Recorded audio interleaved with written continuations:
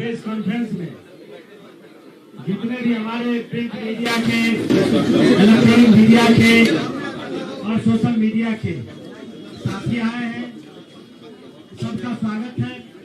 हमारे मुख्य डेस्क पर हमारे दल के प्रदेश अध्यक्ष श्री मनोज भाची जी हैं। उनके बगल में विश्वविख्यात गणितज्ञ और हमारे दल के उम्मीदवार श्री केसी सिन्हा जी हैं।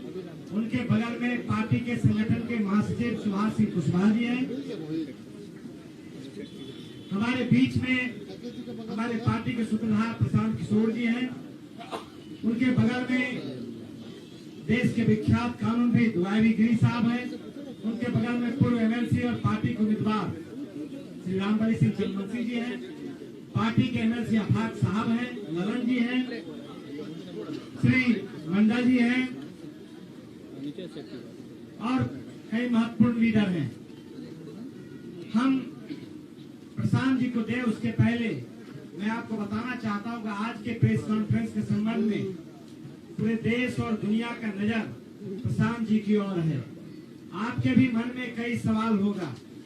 सवाल यह भी होगा कि आपने कहा था 25 सीट आएगा तो राजनीति छोड़ देंगे। आपके मन में यह भी होगा कि प्रशांत किशोर जी ने कहा था जब तक बिहार को बदहाली और गरीबी से नहीं निकालेंगे तब तक चैन का सांस नहीं लेंगे और बिहार को छोड़ के नहीं जाएंगे। ये सारा आपके मन में प्रश्न होगा। मैं आपसे कहना चाहता हूँ, जनसुराज पार्टी ने ईमानदारी से, शुद्धता से और तन्मयता से बिहार के लोगों के लिए जो संकल्प लिया था उसमें हमने बहुत कामयाबी भी प्राप्त की। जो बिहार की राजनीति सिर्फ जाति धर्म पर, मंदिर मस्जिद पर होता था, उस राजनीति को एक व्यक्ति जो 2 साल तक पैदल चला और 1 साल तक गांव-गांव जाकर लोगों को जगाने का काम किया, उनके बच्चों के भविष्य के बारे में बात की, उसके शिक्षा के बारे में बात की। और यही कारण था जब चुनाव जीतने के बाद जब भारतीय जनता पार्टी के ऑफिस में प्रधानमंत्री जी को भी उन मुद्दों पर ही चर्चा करना पड़ा। भले ही उसके बाद वो कट्टा की बात करें, लेकिन उनको भी जो रोजी रोजगार, शिक्षा, लोगों का पलायन इन्हीं चीज पर घूमते रहा। छोड़ दीजिए जो मुख्य विपक्षी पार्टी था उनको भी इस पर आना पड़ा। एक बात मैं जरूर कहूंगा, जो बिहार की राजनीति है, आपको लगता होगा जनसुराज को मात्र 34% 3.34% वोट आया है। लेकिन बिहार में ये भी तय हो गया है कि जब तक लालू जी का भय रहेगा तब तक बिहार में वोट का ध्रुवीकरण होते रहा और उसी के चलते जनसुराज को पराजय का सामना करना पड़ा। मैं सीधे तौर से प्रशांत किशोर जी को देना चाहता हूं। आप मुझे नहीं सुनना चाहते हैं, मैं प्रशांत जी को देना चाहता हूं, वो अपनी बात रखें। बहुत बहुत धन्यवाद साथियों। पहले तो आप सबका यहाँ समय निकालकर आने के लिए शुक्रिया। जिस दल को सिर्फ 3.5% वोट मिला है, उसकी प्रेस वार्ता में इतने प्रेस के साथी आए हैं, तो ये दिखाता है कि कुछ तो काम हम लोगों ने सही किया होगा। हम लोग बिहार आज से 3.5 साल पहले व्यवस्था परिवर्तन के संकल्प से आए थे। एक ईमानदार प्रयास किया है और उसमें बिल्कुल सफलता नहीं मिली, ये मानने में कोई गुरेज नहीं है। व्यवस्था परिवर्तन के जिस अभियान को लेकर चले थे, व्यवस्था परिवर्तन की बात तो छोड़िए, सत्ता परिवर्तन भी हम लोग नहीं करा सके, लेकिन बिहार की राजनीति को बदलने में जरूर थोड़ी बहुत भूमिका हम लोगों की बनी है। तो हम लोगों से जरूर कुछ गलती हुई होगी। हम लोग के प्रयास में, हम लोग के सोच में, हम लोग के बताने के तरीके में जरूर कुछ गलती रही होगी कि जनता ने हम लोग को नहीं चुना है, जनता ने हम लोग पर वो विश्वास नहीं दिखाया। तो उसकी जिम्मेवारी जो है वो पूर्णतः मेरी है, प्रशांत किशोर की है। और वो जिम्मेवारी मैं 100% अपने ऊपर लेता हूं कि मैं बिहार की जनता को, अपने साथियों को, इस व्यवस्था से जुड़े हुए लोगों को जिस प्रयास प्रयास से हम लोग जुड़े थे, जिस प्रयास को करना चाहते थे, उससे उनका विश्वास उस पर मैं नहीं जीत पाया। हम लोग सामूहिक तौर पर हारे हैं और आत्मचिंतन का समय है। हम लोग भी चिंतन करेंगे। जो लोग जीत कर आए हैं उनको खूब बधाई। जनता ने अपने लिए अपना रास्ता चुना है, अपने लिए सरकार चुन ली है।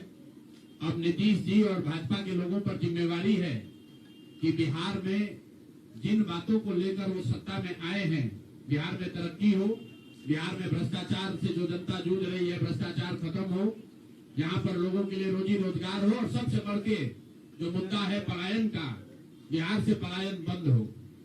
हम लोगों से जो गलती हुई है, जिन लोगों ने जन स्वराज के विचार पर इस सोच से इस प्रयास से जुड़कर एक सपना देखा था, एक उनकी सोच बनी थी, उनकी आशा की किरण जगी थी कि बिहार में एक नई व्यवस्था बनाई जा सकती है, उन सब के आशाओं पर, अपेक्षाओं पर, उनके सपनों पर खरा नहीं उतरने के लिए जो दोष है वो मेरा है। इसलिए मैं आपसे विनम्रता से आपसे माफी मांगता हूं कि मैं आपके सपनों के आधार के अनुसार, आपके सोच के अनुसार वो व्यवस्था बनाने में नाकामयाब रहा हूं।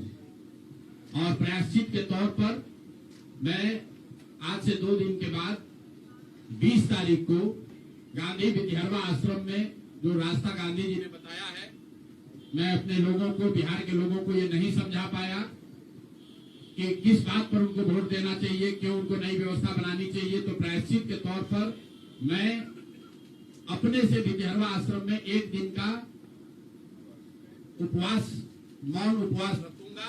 जो भी जन स्वराज के साथी हैं वो जहां पर है वहां अगर वो समझते हैं कि हम लोग के प्रयास में, सोच में जो कमी रह गई उसको सुधार के लिए प्रायश्चित के तौर पर हम लोग 1 दिन का सामूहिक उपवास रखेंगे। मैं खुद विद्यारवा, गांधी आश्रम विद्यारवा में रहूंगा। 24 घंटे का एक उपवास रखेंगे। गलती हम लोगों से हुई होगी, कमी रही होगी, लेकिन हम लोगों ने कोई गुनाह नहीं किया है। गलती हो सकती है, गुनाह नहीं है। वोट नहीं मिलना गुनाह नहीं है। मैं बिहार की जनता के सामने अपने साथियों के साथ बिल्कुल सर उठा के ये कह सकता हूं कि हम लोगों ने गुनाह नहीं किया है।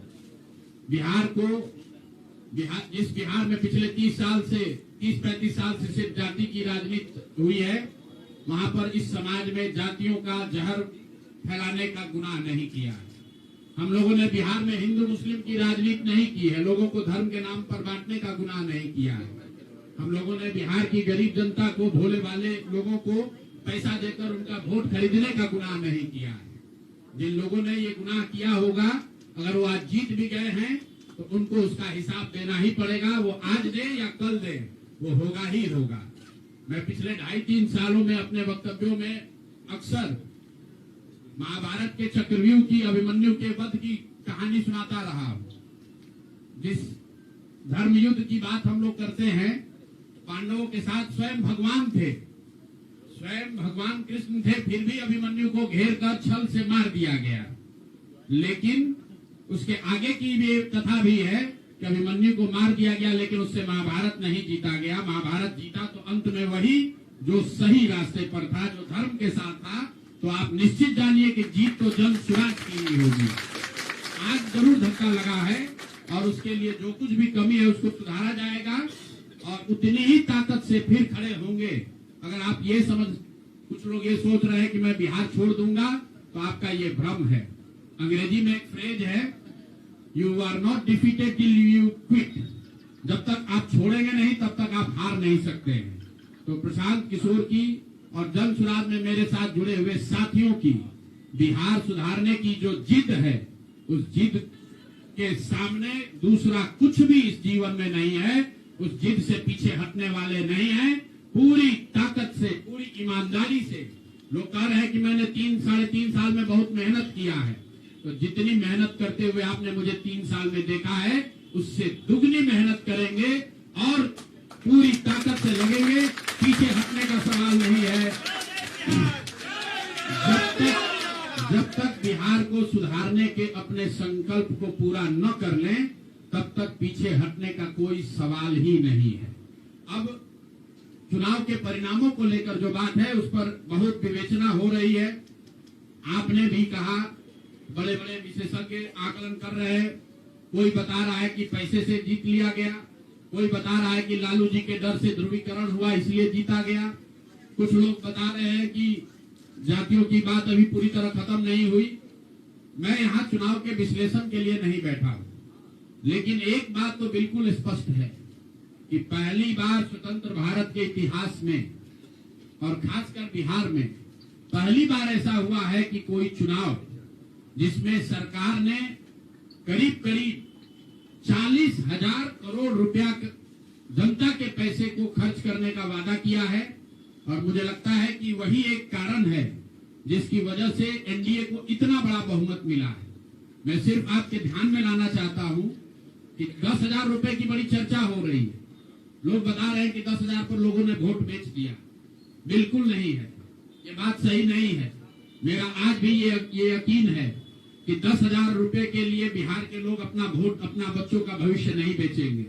अगर 10,000 रुपए को आप जोड़िएगा तो प्रतिदिन 5.5 रुपया हुआ। 5.5 रुपए में कौन अपना वोट बेचेगा? लोगों ने 10,000 रुपए के लिए सिर्फ वोट नहीं बेचा। आपको देखने, जानने, समझने की जरूरत है। और इस पर ये बहस भी हो रहा है। सत्ता में जो लोग आए हैं वो कह रहे भैया हम तो सरकारी योजना चला रहे थे। जो विपक्ष में है वो कह रहा है हम योजना नहीं चला रहे थे, आप पैसा देके वोट खरीद रहे थे। इसका कोई अंत नहीं है, इस बहस का कोई अंत नहीं है। चुनाव आयोग पर लोग टीका टिप्पणी कर रहे हैं, वो चुनाव आयोग का विषय है। बिहार के बेटा होने के नाते, बिहार के नागरिक होने के नाते मेरा बस एक ही प्रश्न है। हर विधानसभा क्षेत्र में 60 से 62,000 लोगों को कम से कम 10,000 रुपया सीधे तौर पर सरकार ने दिया है। सिर्फ 10,000 रुपया नहीं दिया, ये कहा कि आपको स्वरोजगार के लिए 2 लाख रुपया दिया जाएगा और उसकी पहली किस्त के तौर पर, बयाना के तौर पर 10,000 रुपया उसको दिया गया। और पूरा सरकारी तंत्र लगाया गया लोगों को ये बताने के लिए कि अगर आप एनडीए को वोट देते हैं तो आपको 10,000 रुपए के साथ साथ आने वाले 6 महीनों में 2 लाख रुपए तक की सहायता मिलेगी। इसको करने के लिए पूरा सरकारी तंत्र लगा। जीविका की दीदियों को बैठाया गया। जितने यहाँ पर आशा आंगनवाड़ी सेविकाएं हैं उनकी सैलरी, उनका मानदेय बढ़ाकर उनको जोड़ा गया। लोग कह रहा भैया काडर कहाँ है? मेरे भाई 2 लाख लोगों को, आप ध्यान रखिए, सिर्फ 10,000 रुपए लोगों को नहीं दिया गया है। हर विधानसभा में, मैं बहुत जिम्मेवारी से जो सरकारी आंकड़ा है वही बता रहा हूं, हर विधानसभा में 60 से 62,000 महिलाओं को 10,000 रुपया दिया गया है। करीब करीब 1 लाख आंगनवाड़ी सेविका, आशा वर्कर और ममता की से जुड़ी हुई महिलाओं को करीब करीब सरकार ने 10,000 करोड़ रुपया अलग से दिया है। इसके साथ ही विकास मित्र और टोला सेवकों को 25,000 रुपया एक बार में, और जो लोग प्रवासी मजदूर बाहर से आए उनको 5,000 रुपया दिया गया है कपड़ा के नाम पर। तो कुल मिलाकर 29,000 करोड़ रुपया, करीब करीब 29,000 करोड़ रुपया बांटा गया है। 40,000 करोड़ रुपए की योजनाओं की घोषणा की गई है। अब हम यहाँ इसलिए नहीं बैठे हैं ये कहने के लिए कि इसी वजह से हम लोग चुनाव हार गए। मेरा अब सीधा सरकार से एक आग्रह है कि आपने 2 लाख रुपए देने का वादा किया है, जनता ने आपको मत दे दिया, अब आप सत्ता में बैठे हैं, तो कृपा करके जो 1.5 लाख महिलाएं, 1.5 करोड़ महिलाएं हैं जिनको आपने 10,000 रुपया दिया है, उन सभी महिलाओं को अगले 6 महीने में 2 लाख रुपए तक देने की व्यवस्था कीजिए। क्योंकि अगर वो हो जाएगा तो बिहार से बेरोजगारी दूर हो जाएगी, बिहार से पलायन बंद हो जाएगा। और अगर आपने ये नहीं किया तो ये बिल्कुल स्पष्ट हो जाएगा कि आपने ये 10,000 रुपया किसी योजना के तहत नहीं दिया था, सिर्फ और सिर्फ वोट खरीदने के लिए दिया था। तो वोट खरीदने के लिए पैसा दिया गया है कि किसी योजना के तहत पैसा दिया गया है, सरकारी योजना के तहत। इसका प्रमाण इस बात पर है कि आने वाले 6 महीने में सरकार ने स्वरोजगार के नाम पर जो पैसा जारी किया है, उस क्षेत्र में और पैसा और मदद जारी की जाती है या नहीं की जाती है। हम लोग एक भी विधायक न जीते कोई बात नहीं, जन सुराज।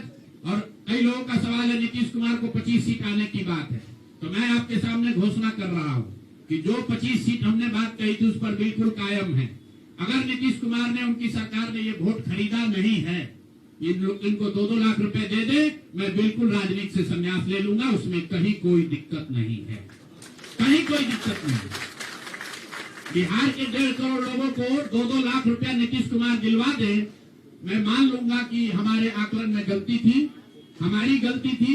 और हमारे आकलन की बात छोड़िए, अगर बिहार से बेरोजगारी दूर हो जाए, पलायन बंद हो जाए, 1.5 करोड़ परिवार, टोटल 2.5 करोड़ परिवार में अगर 1.5 करोड़ परिवार की गरीबी दूर हो जाए, तो प्रशांत किशोर को विधायक बनने की, राजनीति करने की कोई जरूरत नहीं है, हम दूसरा काम कर सकते हैं। तो आपका अगर ये सवाल है कि 25 सीट की बात है, बिल्कुल 25 सीट से ज्यादा नीतीश कुमार को ना आना चाहिए था, ना आता। एक ही फैक्टर है, ये पैसा बांटकर जो वोट आपने खरीदा है, खरीदने का आप पर इल्जाम है। तो इसको आप इतने 20 साल से आप मुख्यमंत्री हैं, तो आप इस इल्जाम को धो दीजिए। अगले 6 महीने में 1.5 करोड़ लोगों को, 1.5 करोड़ परिवार को स्वरोजगार की व्यवस्था कर दीजिए। और अगर नहीं कीजिएगा तो हम लोग यहीं पर हैं। मैं आपके सामने एक नंबर जारी कर रहा हूं, मेरा अपना व्यक्तिगत ऑफिस का 91-216, 91-216। जितने लोग हैं, जिनको भी 10,000 रुपया का बयाना नीतीश कुमार सरकार ने, अधिकारियों ने, जीविका की दीदियों के माध्यम से दिया है, इस आश्वासन के साथ कि अगर आप नीतीश कुमार को, एनडीए को वोट देंगे तो आपको 2 लाख रुपया 6 महीना में मिलेगा। तो मेरे भाई, अब समय चालू हो गया, आप आ गए हैं सत्ता में और हम लोग आराम से बैठे हुए हैं। बिहार में हर वो महिला, हर वो परिवार जिसको 2 लाख रुपया नहीं मिलता है, आप प्रशांत किशोर से संपर्क कीजिए, आप जनसुराज से संपर्क कीजिए। अब सलाह का समय खत्म हुआ, अब संघर्ष का समय शुरू होगा। हमने 3.5 साल लोगों को सलाह दिया है, हमने 3.5 साल लोगों को जाकर घर घर हाथ जोड़ा है, कभी वोट नहीं मांगा। लोगों को यही कहा कि अपने बच्चों के लिए वोट दो, अच्छे लोगों को जिताओ। लोगों ने अपने हिसाब से अच्छे लोगों को जिताया है। जिन मुद्दों पर जिताया है उसका मैं स्वागत करता हूं कि स्वरोजगार ही सबसे ज्यादा जरूरी है। उसका वादा एनडीए की सरकार ने किया है, नीतीश कुमार ने किया है, और 10-10 हजार रुपया वानगी के तौर पर, एडवांस के तौर पर उन महिलाओं को दिया है। तो अब अगले 6 महीना में उन सभी महिलाओं को, उन सभी परिवारों को नीतीश कुमार की स्वरोजगार का अवसर दे, उनको 2 लाख रुपए की मदद दे, ताकि वो 1.5 करोड़ परिवार के लोग बेरोजगारी से बाहर निकल सके, गरीबी खत्म कर सके और उनके बच्चे गुजरात में, तमिलनाडु में जाकर मजदूरी न करें। और अगर ये नहीं होगा तो हम लोग तो विधानसभा में हैं नहीं। जनता ने जो आदेश दिया है कि गांव-गांव घूमिए और लोगों की मदद कीजिए, तो जिनको भैया ये 2 लाख न मिले वो प्रशांत किशोर के पास चले आइए, जनसुराज के साथियों के पास आइए, आपकी आवाज बनकर, आपके साथ खड़े होकर ब्लॉक, पंचायत, डिस्ट्रिक्ट के ऑफिसेज में, सरकारी दफ्तरों में हम लोग चलेंगे। जरूरत पड़ेगा नीतीश कुमार, क्योंकि उन्होंने कहा है कि 10,000 रुपया जब मैं जीत कर आऊंगा आपको 2-2 लाख रुपए दूंगा, ताकि सब लोग अपने पैर पर खड़े हो जाएंगे। तो जनसुराज के लोग अब ब्लॉक में, और जिन लोगों ने, आपने सुना होगा सहारा में लोगों को कहा गया पैसा डबल हो जाएगा, सहारा के जिन लोगों ने एजेंट बनकर समाज सहारा में पैसा जमा कराया, सहारा वाले भाग गए तो लोग एजेंट को खोज रहे हैं। तो जो सरकारी अफसर नेतागिरी कर जिन लोगों ने किया है, सरकार की ओर से आश्वासन दिया है कि आपको रोजगार देंगे, 2 लाख रुपया देंगे, जिन जीविका की दीदियों ने एक महिला को जाकर समझाया है, बूथ पर बैठकर वोट दिलवाया है, सिंबल सिखाया है, क्रमांक संख्या बताया है, वो जीविका की दीदियों की जिम्मेवारी है कि जिनको आपने ये काम कराया है, जिनके बच्चों का भविष्य आपने 10,000 रुपया में आपने सौदा कराया है, उनको पैसा मिले। और अगर वो 2 लाख रुपया नहीं मिलेगा तो 6 महीने का समय है। 6 महीने के बाद हर वो व्यक्ति जिसको पैसा नहीं मिले उसके लिए जनसुराज का, प्रशांत किशोर का दरवाजा खुला हुआ है। हम लोग आपकी आवाज बनेंगे, आपके साथ खड़े होंगे। हम लोग विधायक सांसद नहीं है, लेकिन समाज में हमारी ताकत जो आवाज है, वो आवाज आपके साथ जोड़ेंगे और हर हालत में आपको ये 2 लाख रुपया मिले, इसकी लड़ाई को जारी रखेंगे। दूसरी बात जो कह के मैं खत्म करूंगा, चुनाव से पहले सरकार के भ्रष्टाचार को लेकर इसी जगह पर हम लोगों ने कई प्रेस कॉन्फ्रेंस किए हैं। नीतीश कुमार को कभी व्यक्तिगत तौर पर बेईमान नहीं बताया गया है, भ्रष्ट नहीं बताया गया है। लेकिन हम लोगों का ये मानना था कि नीतीश जी का स्वास्थ्य अच्छा नहीं है, अगल बगल के लोग लूट रहे हैं, चला रहे हैं। अभी परिणाम आए हैं, नीतीश जी को देखकर लग रहा है कि नीतीश जी बिल्कुल स्वस्थ दिख रहे हैं। तो अब मेरी उनसे अपेक्षा है कि 2 दिन के बाद अभी मंत्रिमंडल बनने वाला है। कल प्रधानमंत्री जी ने भी कहा है कि बहुत बड़ी जिम्मेवारी है, हम लोग इलेक्शन मोड में नहीं, इमोशनल मोड में हैं। तो उसी इमोशनल मोड में मेरी आपसे अपेक्षा है कि भारतीय जनता पार्टी की लीडरशिप और नीतीश कुमार एक ऐसा स्वच्छ मंत्रिमंडल बनाएं जिसमें कोई दागी मंत्री न हो, कोई भ्रष्टाचारी न हो। जनता सरकार बनाने का मैंडेट दिया है, भ्रष्टाचार करने का, भ्रष्टाचारियों को सरकार में शामिल करने का मैंडेट नहीं दिया है, भ्रष्टाचार करने का मैंडेट नहीं दिया है, लूटने का मैंडेट नहीं दिया है। तो मैंडेट, बिल्कुल मैंडेट का सम्मान है। जनता लोकतंत्र है, जनता मालिक है, जनता ने जिनको सत्ता में बैठाया है वो सत्ता में बैठे, लेकिन सत्ता में बैठकर लूटने का मैंडेट जनता ने नहीं दिया है। तो मेरी अपेक्षा है कि नीतीश जी, माननीय प्रधानमंत्री मोदी जी, अमित शाह जी, जिन्होंने बिहार की जनता को ये बताया है कि हम आपका विकास करेंगे, आपके बच्चे अब गुजरात नहीं जाएंगे मजदूरी करने, तो भाई अब आपकी जिम्मेवारी है ऐसा मंत्रिमंडल बनाइए ताकि बिहार के लोगों का पलायन बंद हो, यहाँ से बेरोजगारी खत्म हो, और जो पिछले 5 साल से लोग भ्रष्टाचार से जूझ रहे हैं वो आगे भ्रष्टाचार न हो। मेरी बात यहाँ खत्म हुई। अब आपके जो सवाल हैं वो आप सवाल कर सकते हैं। बहुत बहुत धन्यवाद।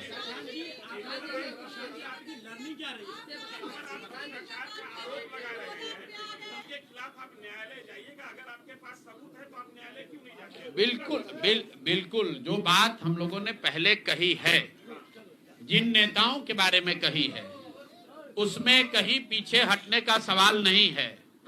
मैंने आपको कहा था कि प्रेस के जरिए उसको बताया गया, ये अपेक्षा की गई कि सरकार में के जो मुखिया हैं उस पर एक्शन लेंगे, उन्होंने एक्शन नहीं लिया। दूसरा, जनता की अदालत में गए, जनता ने भी उन्हीं नेताओं को फिर से जिताकर भेज दिया। कई लोग जिन पर इसी जगह पर मैंने आरोप लगाया है, जिनके आरोपों की बात कही गई है, उनको जनता ने भारी मत से जिताकर भेजा है। तो भाई अब जिम्मेवारी है सरकार के मुखिया के तौर पर नीतीश कुमार जी ये तय करें कि वो लोग सरकार के हिस्सा होंगे कि नहीं होंगे। अगर होते हैं तो निश्चित तौर पर जनता के बीच में भी उनके खिलाफ जाएंगे और जहां जरूरत पड़ेगी कोर्ट में भी जाएंगे। 70,000 के सीएजी के मामले में जो सीएजी ने 70,000 रुपए के अनअकाउंटेड मनी की बात कही है, उस पर ऑलरेडी जन सुराज हाईकोर्ट में रीट हम लोगों ने फाइल किया हुआ है। जहां तक व्यक्तिगत मामले हैं, जिन 4 नेताओं के बारे में बात की गई है, जैसे ही मंत्रिमंडल बनता है और अगर वो लोग फिर से सरकार में शामिल होते हैं, सरकार के हिस्सा बनते हैं, तो हम लोग निश्चित तौर पर न्यायालय का दरवाजा खटखटाएंगे।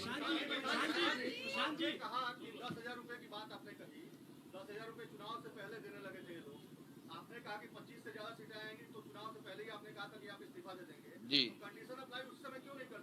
बिल्कुल ठीक बात है कि आपने कहा, हम पहली बात तो आप लोग कह रहे राजनीति से हम किस पद पे है कि इस्तीफा दे दें? हाँ ना, सुन रहे हैं, आ रहे हैं, किस पद पर है कि इस्तीफा दे दें? आप एक मिनट, आपने सवाल, एक मिनट रुकिए, आपने सवाल किया है, जायज बात है। आपने कहा था कि 25 से ज्यादा आएगा तो आप संन्यास ले लेंगे। तो भैया किस पद पर हैं जिससे मैं इस्तीफा दे दूं? अगर किसी पद पर हैं, ये तो नहीं कहा था कि बिहार छोड़कर चले जाएंगे, बिहार में रहेंगे और राजनीति नहीं, बिल्कुल बिल्कुल, अरे भाई हाँ बिल्कुल, एक मिनट, बिल्कुल राजनीति छोड़ देंगे, राजनीति छोड़े हुए हैं, हम तो राजनीति करते ही नहीं हैं। लेकिन ये नहीं कहा है ना कि बिहार के लोगों की बात कहना छोड़ देंगे, ये तो नहीं कहा है। हाँ नहीं, आपने ऐसा है, हमने कहा कि अगर 25 से ज्यादा सीट आएगा तो राजनीति छोड़ देंगे, बिल्कुल बात पर कायम है। लेकिन ये तो नहीं कहा कि ये 30,000 करोड़ रुपया में वोट खरीदेंगे। अब आप कह रहे नहीं, वोट उन्होंने नहीं खरीदा है, तो हमने कहा अगर नहीं खरीदा है तो 2 लाख रुपया दे दीजिए, हम बिल्कुल छोड़ देंगे। एक मिनट रुकिए, अरे सुन तो लो, सरकार क्या विज्ञप्ति पढ़ लो जिस पर सरकार ने, हाँ बिल्कुल, नहीं ऐसा है, बिल्कुल हम भी सभी की बात नहीं कर रहे हैं। सरकार ने 1.5 करोड़ लोगों को 10-10 हजार रुपया दिया है और पूरे देश में इस बात पर बहस छिड़ी हुई है कि क्या ये 10 हजार रुपया वन टाइम देकर वोट खरीदा गया है कि किसी सरकारी योजना के तहत इस पैसा को दिया गया है। मैं ये कह रहा हूं कि मैं बिल्कुल ये मानने को तैयार हूं कि सरकार का ये एकाधिकार है, वो चाहे योजना शुरू कर सकती है। अंतिम महीने में ही किया, उसमें कोई दिक्कत नहीं है, हम उस बात में नहीं पड़ रहे हैं। इलेक्शन कमीशन ने चुनाव के दौरान ये पैसा बांटने दिया, ये उनकी गलती है, उस पर भी हम टीका टिप्पणी नहीं कर रहे हैं।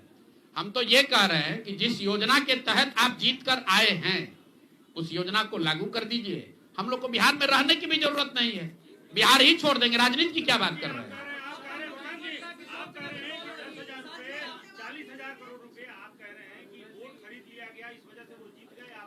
ना हम नहीं हारे, हम हार नहीं, हम तो रेस में ही नहीं है, हम तो रेस में ही नहीं है। हम आपको ये बता रहे हैं कि जो बात नीतीश कुमार के जीतने की है, जीत और हार के बीच में एक ही बात है कि क्या नीतीश कुमार जी ने, उनकी सरकार ने ये हर विधानसभा में 60,000 वोट 10,000 रुपया देकर खरीदा है कि नहीं खरीदा है, इस पर बात है। और मैं ये एक मिनट रुकिए, चुनाव से पहले ही कहा है और चुनाव के पहले ही की बात हो रही है। और अरे आप क्या चाहते हैं? हम कहते हैं कि हम राजनीति से संन्यास ले रहे हैं इसलिए आप आए हैं।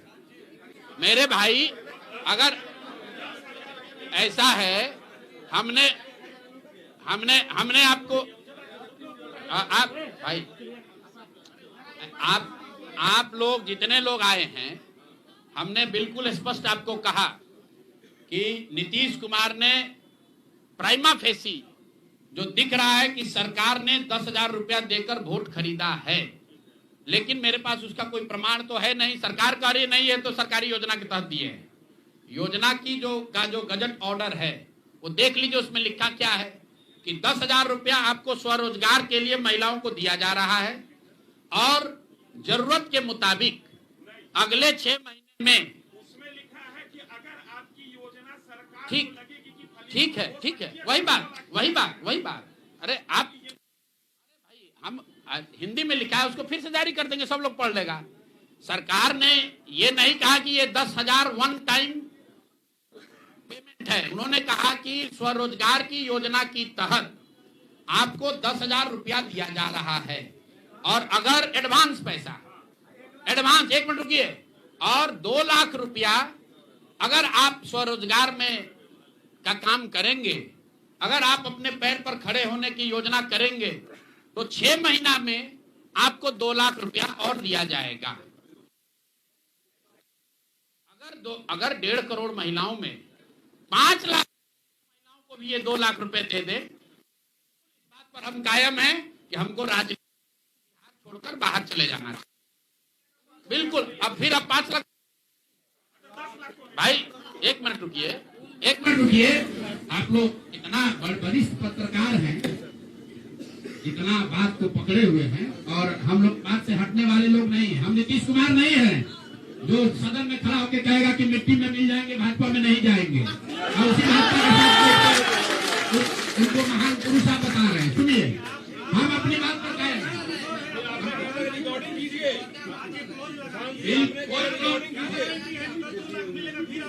कोई क्लॉज नहीं लगाएंगे।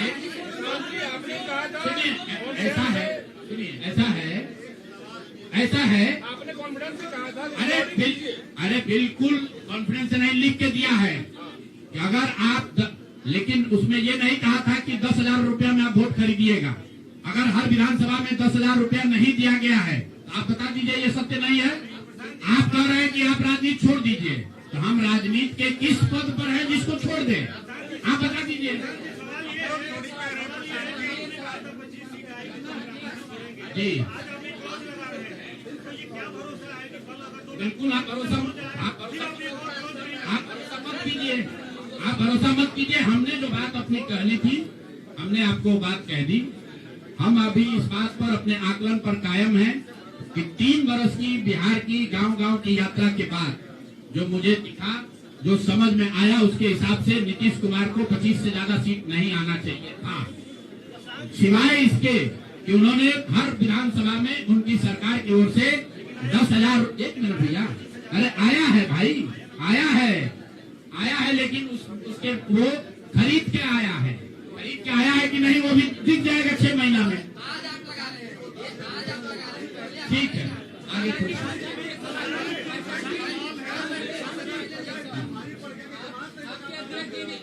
बिल्कुल, ये हमने आपको अपने वक्तव्य में कहा कि हम लोग बिल्कुल असफल साबित हुए। हमने जो बात यहाँ बिहार के लोगों को बताई वो लोगों को समझ में नहीं आया है, लोगों को स्वीकार्य नहीं है। हम अपनी गलती मान रहे हैं, लेकिन जो मैंने आपको कहा कि वोट नहीं मिलना, सुनिए, वोट नहीं मिलना गुनाह नहीं है, वोट नहीं मिलना क्राइम नहीं है। हमने भ्रष्टाचार नहीं किया है, हमने हिंदू मुस्लिम नहीं किया है, हमने जाति की राजनीति नहीं की है, हमने वोट नहीं खरीदा है। चलिए आगे बढ़े। पूरे प्रेस वार्ता में एक ही व्यक्ति को नहीं पूछेंगे।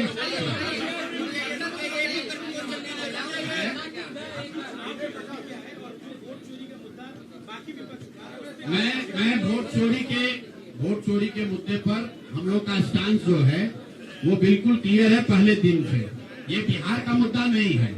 जो चुनाव की पूरी प्रक्रिया है उसमें वोटर लिस्ट बनने से लेकर आचार संहिता के अनुपालन का, वोटिंग के दिन के, जैसे यहाँ पर आप जीविका की दीदियों को बाकायदा आपने मोबिलाइजर बनाकर सरकारी व्यवस्था के तहत बूथ में बैठाया है। तो पूरे वोटर लिस्ट बनाने की प्रक्रिया, आचार संहिता के अनुपालन की प्रक्रिया, वोटिंग के दिन जो हो रहा है वो, उसमें सरकारी तंत्र का इस्तेमाल, दुरुपयोग या उपयोग, और वोटिंग के बाद जो महाराष्ट्र से लगातार दिख रहा है कि अंतिम 2 घंटे में 15%, 20% एक्स्ट्रा वोट होना, फिर चुनाव आयोग का उसका डिटेल नहीं जारी करना, और 3 दिन के बाद ये बताना कि इतना वोट हो गया। ये बड़े मुद्दे हैं। हम लोग बहुत छोटी पार्टी हैं, हम लोग को तो इतना नहीं ताकत है, लेकिन आपके माध्यम से मैं ये जरूर देश के विपक्ष को ये कहना चाहूंगा, इस पर गंभीरता से बात करने की, और इसको जरूरत पड़े तो सुप्रीम कोर्ट में ले जाने की जरूरत है कि आज की तारीख में, आज की स्थिति में जो आचार संहिता पहले से बना हुआ है वो कितना कारगर है या नहीं कारगर है। अगर सिर्फ इसमें वोटर रोल की बात नहीं है, SIR सिर्फ वोटिंग रोल की बात है, लेकिन जिस तरह से वोटिंग हुई है, आप बताइए कि सुरक्षा कर्मियों में होमगार्ड को यहीं पर इसी बिहार में लालू जी की जब सरकार थी, TN सेशन का जमाना था, उन्होंने कहा था कि नहीं, कोई लोकल आदमी यहाँ चुनाव की प्रक्रिया में हिस्सा नहीं लेगा, होमगार्ड का कोई आदमी हिस्सा नहीं लेगा। उसी बूथ पर आप आज के चुनाव आयोग ने उस जीविका दीदी को बैठाया है, जिसको एक तरीके से सरकार ने कॉन्ट्रैक्ट दिया है कि आपको इतने लोगों को वोट दिलवाना है। मैं आपको एक उदाहरण देता हूँ। मधुबनी विधानसभा क्षेत्र है, मैं डिटेल में नहीं जाना चाहता था, लेकिन आप कुरेद रहे। मधुबनी विधानसभा क्षेत्र है, वहां से उपेंद्र कुशवाहा जी के पार्टी के उम्मीदवार चुनाव जीत कर आए हैं। मैं पूरे यहाँ पर जितने मीडिया के साथी हैं, जितने यहाँ चुनाव के विशेषज्ञ हैं, आप भी यूट्यूबर हैं, मैं दावा कर रहा हूँ, आज हो 5 महीने के बाद हो, आप मधुबनी विधानसभा क्षेत्र में जाइए, वहां पर एनडीए के प्रत्याशी को 1 लाख से ज्यादा वोट आया है। एनडीए को वोट मिला, 10,000 रुपए के लिए मिला, नहीं मिला छोड़िए। हम इस बात से दंग हैं कि मधुबनी में कितने लोग ऐसे हैं वोटर जो कि उपेंद्र कुशवाहा जी के पार्टी का सिंबल भी जानते हैं। भाई अलायंस वोट तो उनके पार्टी के सिंबल को पड़ा है ना, अलायंस का कोई सिंबल नहीं है। तो आखिर रातों रात पूरे मधुबनी क्षेत्र में, और क्या हुआ मैं नहीं कह रहा हूँ, मैं आपको और आपके जरिए पूरे देश के लोगों को ये बताना चाहता हूँ कि जो भी लोग सर्वे, सेफोलॉजी, पत्रकारिता, राजनीति में इंटरेस्ट रखते हैं, आप सैंपल के तौर पर कोई 5 कंस्टिट्यूएंसी उठा लीजिए, और जहां पर भाजपा और जदयू के उम्मीदवार नहीं लड़ रहे थे, वो दल लड़ रहे थे जिनका कोई सिंबल भी नहीं जानता है, नाम भी नहीं जानता है, उसको 1 लाख, 1.25 लाख वोट कैसे आया है। हमारे पास कोई प्रमाण नहीं है कि वो वोट कैसे आया, लेकिन राजनीतिक सामाजिक क्षेत्र में जुड़े होने के नाते ये आश्चर्य का विषय है कि जिस मधुबनी क्षेत्र में लोग ये नहीं जानते हैं कि कौन सा प्रत्याशी लड़ रहा है, कौन सा पार्टी लड़ रही है, उस पार्टी का सिंबल क्या है, उसको 1.25 लाख वोट आया है। और जो लोग वहां जीवन भर राजनीति कर रहे हैं उनको वोट नहीं आया। संभव है उनको इतना समर्थन है, लेकिन मेरा आपसे आग्रह ये, भाई देखो, एक मिनट आप रुकिए, आपका सवाल 10 ले चुके हैं, और भी तो लोग हैं, आपका एक और ले लेंगे, आप शांति से बैठिए, ऐसा मत घबराइए, हम यहाँ बैठे हुए हैं।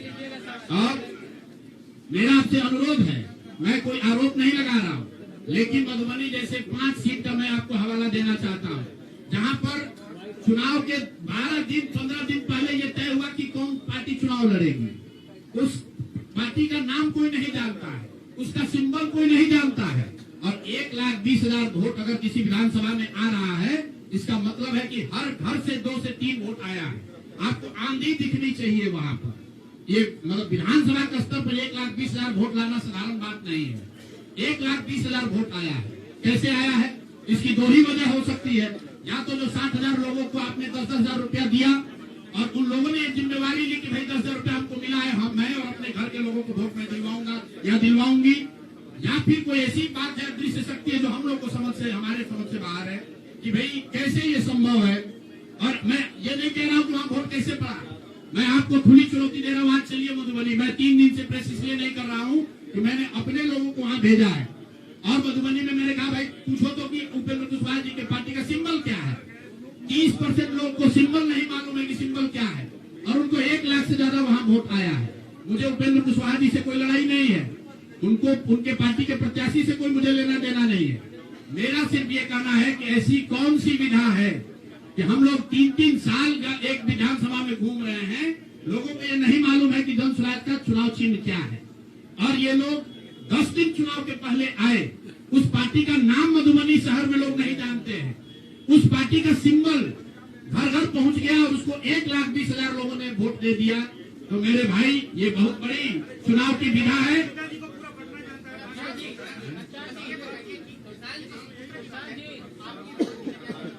भारी चूक हुई, मैंने आपको पहले कहा कि भारी चूक हुई, और जो भी चूक हुई है उसको सुधारने के लिए पूरी ताकत लगाएंगे, फिर से बैठेंगे, ड्राइंग बोर्ड पर जाएंगे और देखेंगे कि जो चूक हुई है उसको कैसे सुधारा जाए। लेकिन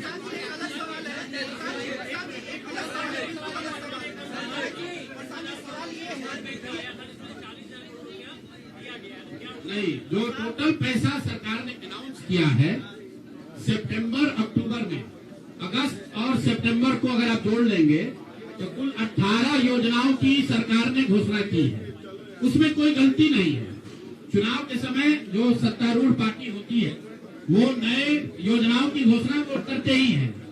कुल जो सरकार ने घोषणा की यहाँ, फ्री इलेक्ट्रिसिटी से लेके युवाओं को बेरोजगारी भत्ता, 10,000 रोजगार के लिए, सारी बातें ठीक है।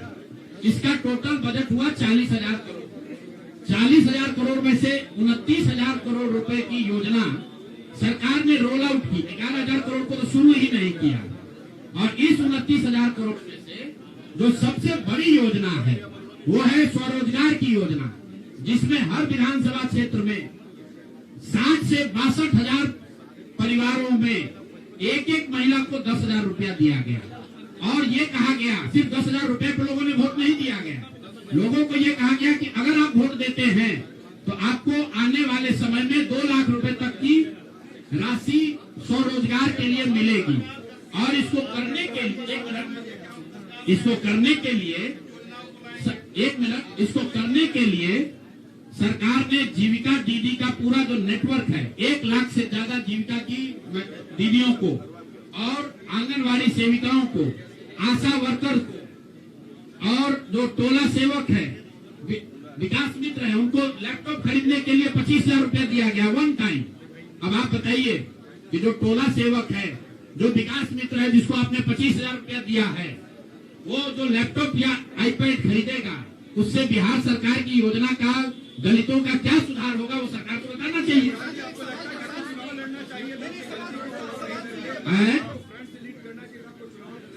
भैया ऐसा है कि जब हमारी बात को जनता ने माना ही नहीं है तो हम लड़े या न लड़े। इमरान, एक मिनट रुकिए, आज एक सवाल आपने पूछा या तो जवाब दे लें। इमरान खान ने अपनी पार्टी शुरू की थी पाकिस्तान में, आज से करीब 25-30 साल पहले, और वो खुद पहले चुनाव में 7 जगह से चुनाव लड़े, उनकी पार्टी तो हारी हारी, वो 7 जगह से खुद भी हारी। तो मेरे चुनाव लड़ने नहीं लड़ने का वो एक टेक्निकल बात है, उस पर चर्चा हो सकती है। कुछ लोगों का ऐसा मानना हो सकता है कि मेरे लड़ने से फायदा होता, कुछ लोगों का ऐसा मानना है कि मेरे न लड़ने से फायदा है, वो अलग विषय है। मैं तो आपको पहले एक लाइन में स्वीकार कर रहा हूँ कि 3 वर्ष में जन स्वराज ने जो भी प्रयास किया उसको बिहार की जनता ने स्वीकार नहीं किया।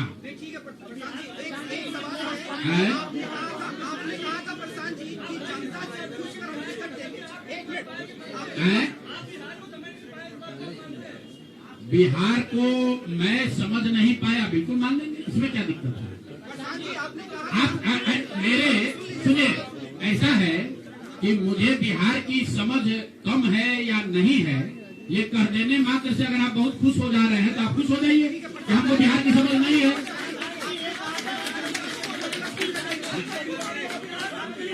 मेरे भाई ऐसा है, अगर हमने हमारे आप बिल्कुल ठीक बात है, नहीं समझे तो 3 वर्ष अगर पैदल चल रहे थे तो बिहार को समझने के लिए एक चल रहे थे, और फिर और चलेंगे, फिर जाएंगे।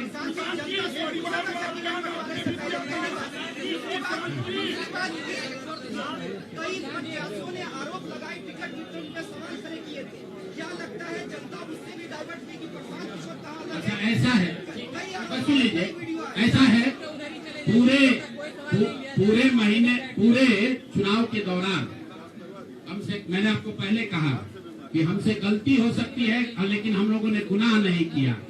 आप लोग जो बात कर रहे हैं वो इस अंदाज में बात कर रहे हैं जैसे प्रशांत किशोर ने कोई गुनाह कर दिया है, बिहार को सुधारने का प्रयास करके कोई गुनाह कर दिया है, और आप लोग आए हैं हमारा यहाँ पर पोस्टमार्टम करने। तो आप लोगों का स्वागत है। रुकिए, 1 मिनट रुक जाइए, आप बहुत भारी पत्रकार हैं, 8-9 सवाल कर चुके हैं, और लोगों को भी मौका दीजिए, आपका भी सवाल किया जाएगा। 1 मिनट रुक जाइए, अरे रुक जाओ भाई, आप 1 मिनट रुकिए। जहाँ तक बात है बिहार को समझने नहीं समझने की, तो मैं बिल्कुल कैमरे पर आपसे मान रहा हूँ कि मुझे नीतीश कुमार, लालू जी, सम्राट चौधरी, अशोक चौधरी जैसे धुरंधर नेताओं की तरह बिहार की समझ नहीं है। मुझे नहीं समझ है कि बिहार को जातियों के आधार पर कैसे और बांटा जाए। मुझे इस बात की समझ नहीं है कि बिहार को हिंदू मुसलमान के नाम पर कैसे और बांटा जाए। मुझे ये समझ नहीं है कि 10,000 रुपया देकर कैसे वोट और खरीदा जाए। जिनको समझ है वो लोग जीत कर आए हैं, और उनको सत्ता मुबारक हो, और बिहार की जनता को वो लोग मुबारक हो। आपने कहा कि अरे रुको भाई, आप इनके सवाल का जवाब दे ले। अच्छा, उनके बारे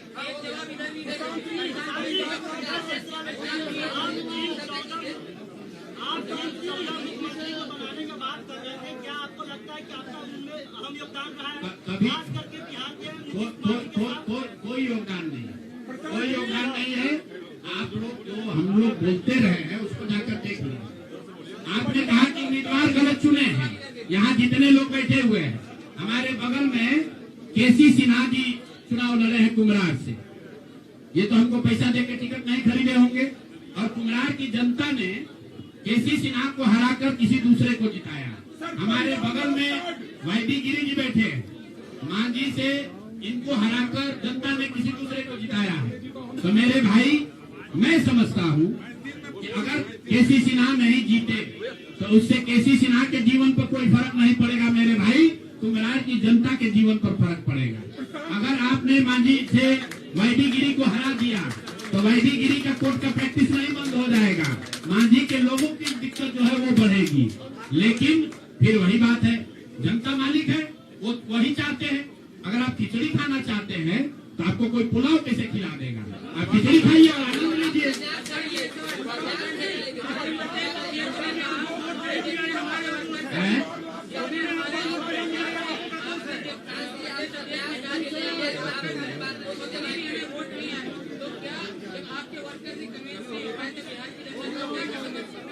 ठीक बात है, हमने आपको पहले कहा कि जो कुछ भी हम लोगों ने प्रयास किया उसमें जनता को हम लोग नहीं समझा पाए, और उसका दोष हम पर है, उसकी जिम्मेवारी हम लोगों पर है, और लेकिन अगर नहीं समझा पाए तो उसको समझाने की जो आगे की जिम्मेवारी है वो भी हम ही पर है।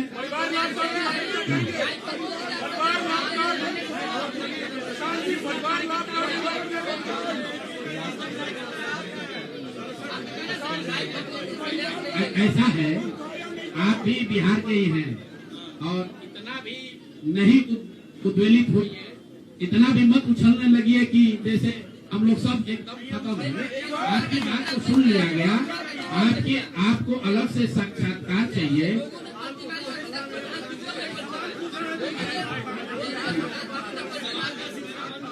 चलिए आगे बढ़िए।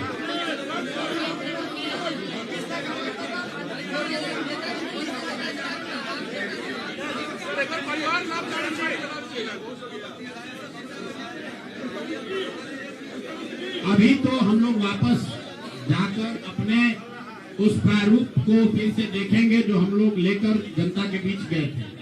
जो सोच, जो विचार, जो प्रयास लेकर जनता के बीच गए थे, वो देखेंगे कि भाई जनता को चाहिए भी कि नहीं चाहिए। अगर जनता को पढ़ा लिखा आदमी नहीं चाहिए, अगर जनता को स्वच्छ लोग नहीं चाहिए, तो हम लोग तय करेंगे क्या करना है।